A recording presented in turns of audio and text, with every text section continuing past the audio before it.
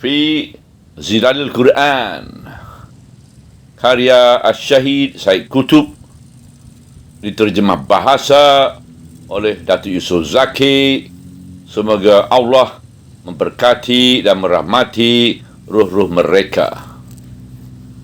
Tafsiran ayat 2. Allahu la ilaha illa huwal hayyul qayyum. Allah tiada Tuhan melainkan hanya Dia yang Maha Hidup dan Maha Pentadbir. Ayat kedua. Gambaran tauhid yang tulen. Tauhid yang tulen dan jelas ini merupakan persimpangan jalan di antara akidah seseorang dengan seluruh akidah yang lain darinya. Di antaranya ialah akidah kaum mulhidin, kaum ateis dan kaum musyrikin, dan akidah-akidah kaum ahli kitab yang sesat dan menyeleweng, iaitu kaum Yahudi atau kaum Nasara dari berbagai-bagai mazhab dan puak. Ia juga merupakan persimpangan jalan di antara hidup seorang Muslim dengan hidup seluruh penganut agama yang lain di muka bumi ini. Kerana akidah tauhid yang dijelaskan di sini menentukan sistem hidup dan peraturan-peraturannya dengan lengkap dan terperinci. Allahu la ilaha illa huwa. Allah, tiada Tuhan melainkan hanya Dia. Oleh itu, tiada sebarang sekutu bagi Allah dalam sifat uluhiyah.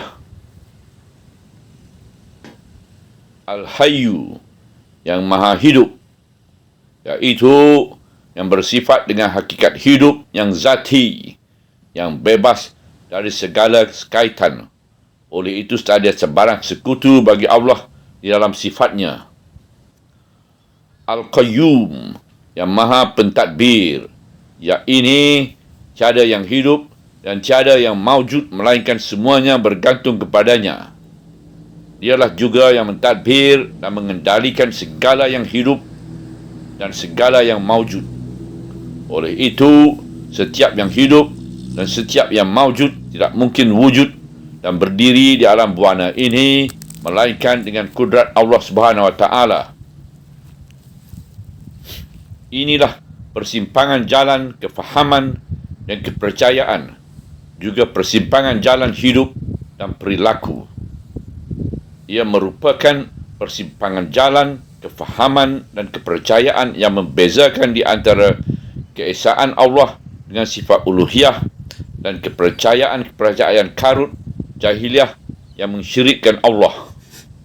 Sama ada kepercayaan karut yang terdapat dalam pemikiran-pemikiran kaum musyrikin pada zaman itu di semenanjung tanah Arab, atau kepercayaan karut yang terdapat dalam pemikiran-pemikiran kaum Yahudi dan Nasara, terutama pemikiran kaum Nasara.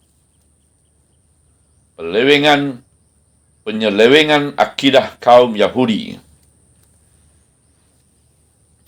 Al-Quran telah menceritakan kepercayaan karut kaum Yahudi yang mendakwa bahawa Uzair anak Allah, sebagaimana penyelewengan yang dirakankan oleh apa yang dikatakan oleh kaum Yahudi sebagai kitab suci adalah mengandungi sedikit sebanyak dakwaan yang seperti itu, sebagaimana tersebut dalam kitab Kejadian Genesis bab yang ke-6. Penyelewengan Kristian. Adapun penyelewengan akidah Kristian, maka Al-Quran telah menceritakan sebahagian darinya. Di antaranya ialah dakwaan mereka bahawa Allah ialah yang ketiga dari tiga, dan dakwaan mereka bahawa Allah itu ialah Al-Masih, putera Maryam. Mereka telah mengambil Al-Masih dan ibunya selaku dua Tuhan yang lain dari Allah, yang mengambil dari Allah juga mengambil ulama-ulama dan padri-padri mereka selaku tuhan-tuhan yang lain dari Allah. Di dalam buku Dakwah kepada Islam karangan Sir Thomas Walker Arnold terdapat sedikit huraian mengenai kefahaman-kefahaman ini. Perselisihan tentang tabiat Isa. 100 tahun sebelum penaklukan Islam, Sri Maharaja Justinian, iaitu tahun 482 hingga 565 Masihi, telah berjaya menyatupadukan Empire Rom. Tetapi empire itu dengan secara segera pecah sebaik sahaja baginda mangkat. Ia berada dalam keadaan yang amat memerlukan kepada wujudnya perasaan kesedaran kebangsaan rakyatnya yang dapat mengikatkan wilayah-wilayahnya dengan kerajaan yang ada. Adapun Sri Maharaja Heraclius 610 hingga 641 lepas Masihi pula telah berusaha untuk mengikatkan kembali negeri Syam dengan kerajaan pusat. Tetapi usaha itu tidak pernah mendapat kejayaan yang sempurna. Malah sarana-sarana umum yang digunakan oleh baginda untuk tujuan merapatkan hubungan itu malangnya telah membawa kepada menambahkan lagi perpecahan itu, bukannya menghapuskannya. Oleh sebab di sana tidak ada perasaan kesedaran yang dapat menggantikan perasaan kesedaran kebangsaan selain daripada perasaan keagamaan. Maka baginda telah berusaha mentafsirkan akidah dengan satu pentafsiran yang dapat membantu mententeramkan hati rakyat dan menghentikan pertelegahan yang mungkin berlaku di antara puak-puak yang bermusuh-musuhan itu. Juga dapat membantu untuk menyatupadukan di antara penentang-penentang agama dengan gereja ortodoks dan di antara mereka dengan kerajaan pusat. Dewan Padri Kalkidunia telah mengumumkan pada tahun 451 Miladiah bahawa Al-Masih Isa seharusnya diakui bahawa beliau melambangkan dua tabiat, iaitu tabiat lahutiah, iaitu ketuhanan, dan tabiat nasutiah, iaitu kemanusiaan, yang tidak bercampur di antara keduanya, tidak berubah, tidak berbelah bahagi dan tidak terpisah. Dan tidak boleh dinafikan perbezaan keduanya dengan sebuah persatuan keduanya.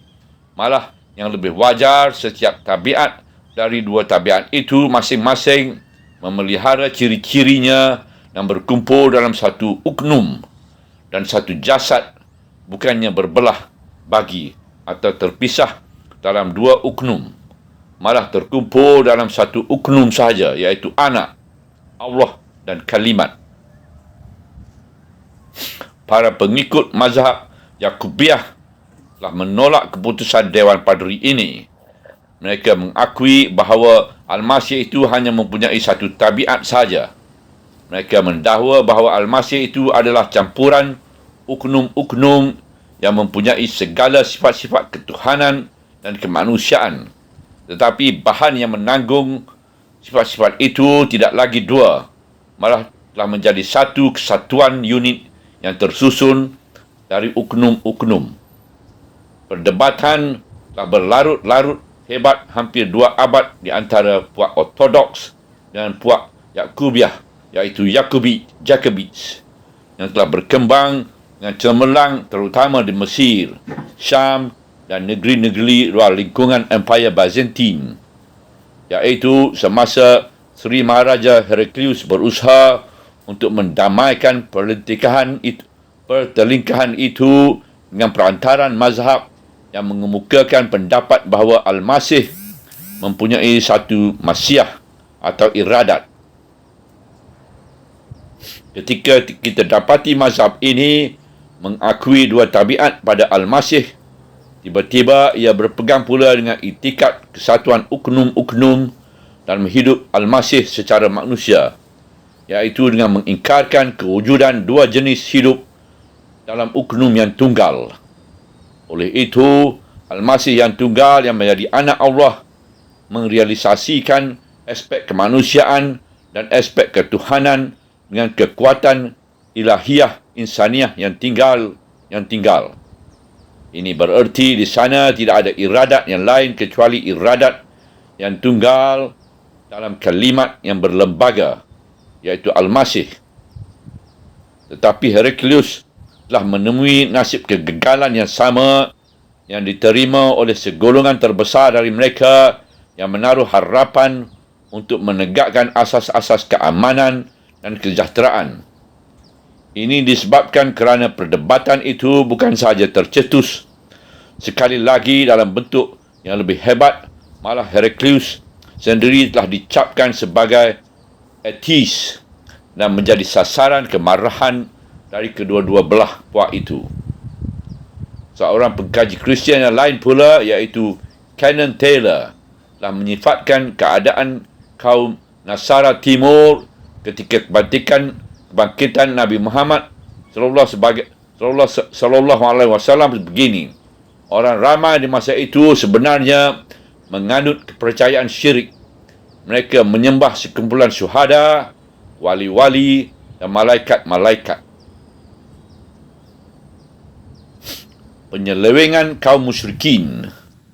Adapun penyelewengan akidah kaum musyrikin, maka ia telah diceritakan oleh Al-Quran. Mereka menyembah jin, malaikat, matahari, bulan dan berhala-berhala. Sekurang-kurang akidah mereka yang sesat ialah akidah mereka yang mengatakan tentang Tuhan-Tuhan itu, kami tidak menyembah mereka melainkan supaya mereka dapat mendekatkan kami kepada Allah. Di hadapan timbunan kepercayaan yang karut dan sesat yang telah kami sebut secara sepintas lalu, inilah datangnya agama Islam. Dalam surah ini, untuk mengumumkan akidah yang betul dengan jelas dan tegas. Allahu la ilaha illa huwal hayyul qayyum. Allah, tiada Tuhan melainkan hanya Dia yang maha hidup dan maha mentadbir. Ayat kedua. Akidah yang betul. Itulah persimpangan jalan dalam kefahaman dan kepercayaan. Juga persimpangan jalan dalam kehidupan dan perilaku. Seseorang yang mempunyai kesedaran yang penuh terhadap kewujudan Allah yang Maha Esa, yang tiada Tuhan yang lain melainkan hanya Dia, Allah yang hidup, yang Maha Tunggal, tiada yang hidup dengan sebenar-benar hidup melainkan Dia, hanya Dia. Allah pentadbir yang Maha Esa, yang mana segala yang hidup dan segala yang wujud adalah bergantung kepada pentadbirannya, dan Dialah yang mentadbir dan mengendalikan segala yang hidup dan segala yang maujud. Seseorang yang mempunyai kesedaran yang penuh terhadap kewujudan Allah yang Maha Esa, yang mempunyai sifat-sifat seperti ini, pastilah mempunyai cara dan peraturan hidup yang berbeza dari segi asasnya. Lagi, dari orang yang mempunyai hati yang diserubuni dengan kefahaman dan pandangan sesat yang karut-marut itu. Kerana itu, ia tidak mendapati di dalam hati nuraninya sebarang kesan hakikat ketuhanan yang aktif yang mengendalikan dan mentadbir dalam kehidupannya.